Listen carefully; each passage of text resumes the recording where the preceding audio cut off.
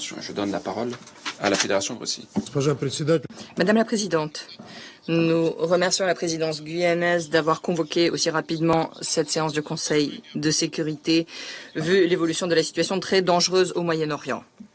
Situation aggravée plus avant par les frappes de cette nuit lancées par les États-Unis contre des sites iraniens. Nous remercions le secrétaire général de son intervention et également messieurs Yencha et Grossi de leurs exposés. La Russie condamne le plus fermement possible les actes irresponsables, dangereux et relevant de la provocation commis par les États-Unis d'Amérique contre la République islamique d'Iran, un État souverain membre de l'ONU. Comme nous le savons, aux premières heures du 22 juin, les forces aériennes des États-Unis, en pleine coopération et coordination avec l'aviation israélienne, qui, depuis plus d'une semaine, en violation des principes les plus fondamentaux du droit international, pilonnent des sites civils et des infrastructures en Iran, ont lancé des frappes aériennes non provoquées contre 3 sites nucléaires de la République islamique d'Iran, placés sous le régime de garantie de l'AUA, à savoir Fordo, Natanz et Ispahan. Ainsi, Washington a encore une fois montré un mépris total pour la position de la communauté internationale, réaffirmant se tenir prêt, au nom des intérêts de son allié israélien, non seulement à fermer les yeux sur le massacre de dizaines de milliers de femmes, enfants et vieillards, mais également à jouer avec la sécurité et la prospérité de toute l'humanité. Par leurs actes, les États-Unis ont ouvert la boîte de Pandore et personne ne sait quelles nouvelles conséquences cela pourrait entraîner. Le directeur d'ALIEA, M. Grossi, qui est intervenu 3 fois dans cette salle ces derniers jours, a prévenu que des frappes contre des infrastructures nucléaires iraniennes pourraient avoir des conséquences absolument imprévisibles, entraînant une menace immense pour la sécurité nucléaire et physique nucléaire, non seulement en Iran, mais également dans la région et le monde dans son ensemble. Néanmoins, Washington ne se préoccupe ni des conséquences radiologiques, ni les menaces pour la vie et la santé d'un immense de civils, dont des femmes et d'enfants, aussi bien dans la région qu'au-delà. Tout comme Jérusalem-Ouest s'est adjugé le rôle de juge suprême qui décide de faire ce qui bon lui semble. Ainsi, les États-Unis confirment que pour préserver leur hégémonie dans le monde, ils sont prêts à n'importe quel crime, à n'importe quelle violation du droit international. Nous voudrions rappeler que les États-Unis n'ont été chargés par personne d'entreprendre de tels actes. Nous avons insisté et nous avons proposé à nos collègues américains de jouer les médiateurs pour trouver une solution diplomatique et pacifique, acceptable pour tous, pour résoudre les dissensions autour du programme nucléaire iranien. Mais la diplomatie ne semble pas attirer spécifiquement nos collègues américains d'aujourd'hui. Ils sont donc pleinement responsables de ce qui se passe. D'autant plus que les autorités américaines ont non seulement publiquement reconnu leur responsabilité pour ces actes, mais s'en vantent également, démontrant un mépris complet pour les normes du droit international et la charte de l'ONU, les résolutions du Conseil de sécurité, notamment 487 et 2231, et également leur mépris du TNP. Madame la Présidente, il y a littéralement 2 jours, entre ces mêmes heures, nous avons entendu beaucoup de délégations, y compris des alliés proches des États-Unis, appeler à une désescalade et appeler à régler les différends à la table des négociations. Néanmoins, nos collègues américains ont encore une fois ignoré la position de toute la communauté internationale. Suivant les demandes d'Israël, se laissant mener par le bout du nez par Israël, plutôt que de faire cesser cette spirale des violences. Aujourd'hui, nous entendrons encore une fois les représentants des États-Unis dire avec cynisme qu'ils sont prêts à retrouver la voie de la négociation, comme s'il n'y avait pas eu ces frappes cette nuit, et comme si ces frappes n'avaient pas permis de toucher l'Iran avec des bombes extrêmement puissantes. Il est évident que cela se fait pour pouvoir ensuite désigner Téhéran comme étant l'acteur qui porte atteinte au processus de négociation et qui saperait la stabilité au Proche-Orient.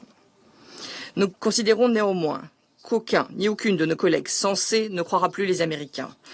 Ces collègues ne se fieront pas non plus aux tentatives américaines de convaincre le Conseil de sécurité du fait que la République islamique d'Iran a essayé d'acquérir des armes nucléaires. Je voudrais rappeler que déjà en mars, des représentants haut placés du renseignement américain disaient que les États-Unis ne disposaient pas d'informations sur des tentatives de Téhéran d'acquérir un potentiel nucléaire militaire. Je pense que beaucoup aujourd'hui auront ainsi un fort sentiment de déjà-vu. Je rappellerai qu'en 2003, Entre ces mêmes murs, dans cette salle, le secrétaire d'État des États-Unis, Colin Powell, agitait un tube à essai pour justifier les projets de Washington de lancer une première incursion sur les territoires d'un autre État souverain. Le tout pour, après avoir plongé le peuple du pays dans un chaos pour des décennies, échouer à trouver la moindre trace d'armes de destruction massive. La situation d'aujourd'hui n'est en rien différente.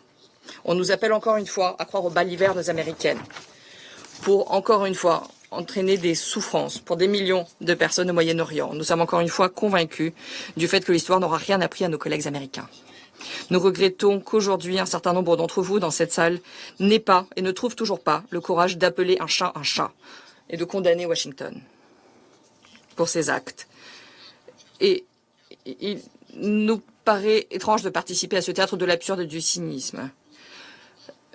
La représentante du Royaume-Uni appelle l'Iran à faire preuve de retenue. C'est le pays qui a subi une attaque non provoquée et qui a vu pilonner ses installations nucléaires, comme si c'est l'Iran et non pas les États-Unis qui avaient entraîné une aggravation de la situation. Un certain nombre d'autres membres du Conseil appellent également l'Iran à la retenue. Une hypocrisie majeure règne dans cette salle, et ce régulièrement, mais cela est particulièrement frappant. C'est une hypocrisie de la part de ceux qui, ces derniers jours, viennent aggraver la tension, rappelant l'expiration rapide prochaine de la résolution 2231. Madame la Présidente, au cours de la semaine écoulée, nous avons assisté à une nouvelle spirale de la violence extrêmement dangereuse. La situation de la nuit dernière a désormais contribué à créer une situation sans précédent. Les conséquences radiologiques des attaques américaines restent à évaluer.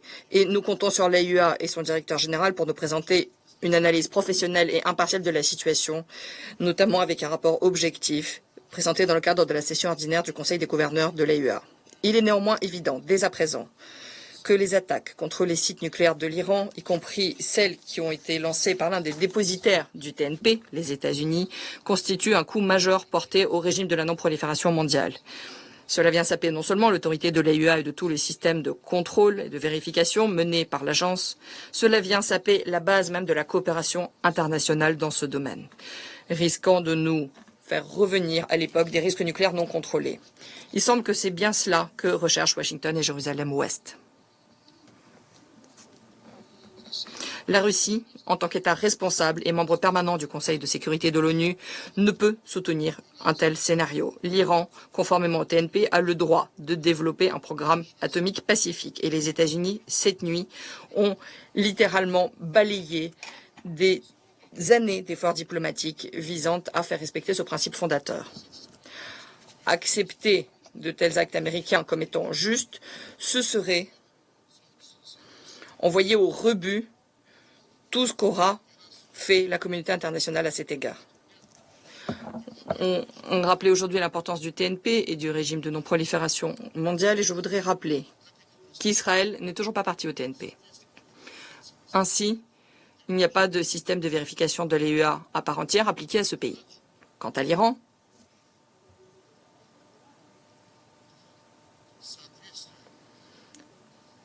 conformément, je voudrais rappeler qu'Israël donc n'est pas parti au TNP. Il n'y a donc pas de système de vérification appliqué à Israël, se répète l'orateur. L'Iran reste quant à lui l'État faisant l'objet du plus grand nombre de vérifications de la part de l'AUA. Et plutôt que d'être soutenu, voit son territoire bombardé.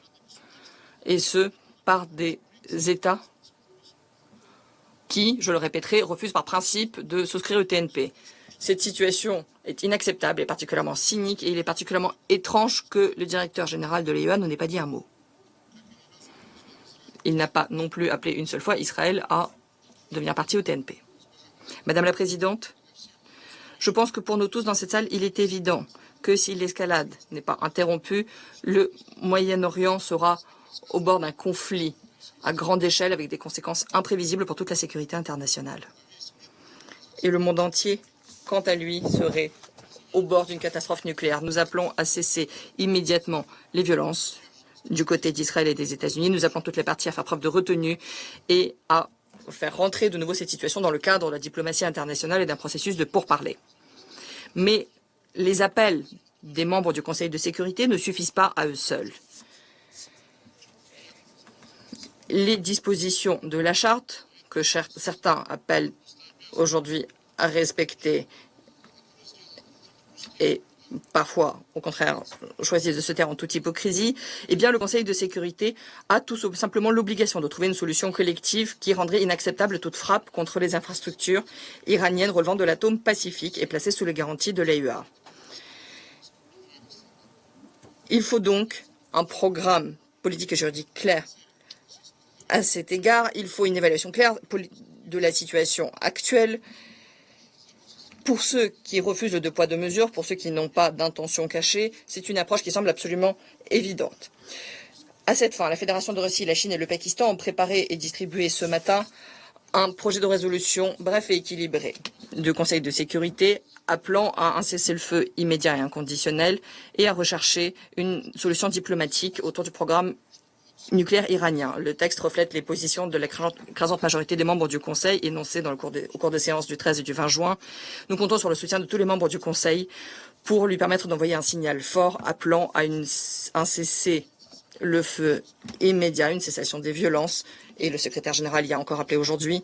Sans une position de principe claire, l'escalade ne pourra que se poursuivre. Nous appelons tous les membres du Conseil à se montrer responsables et à soutenir ce projet. Merci.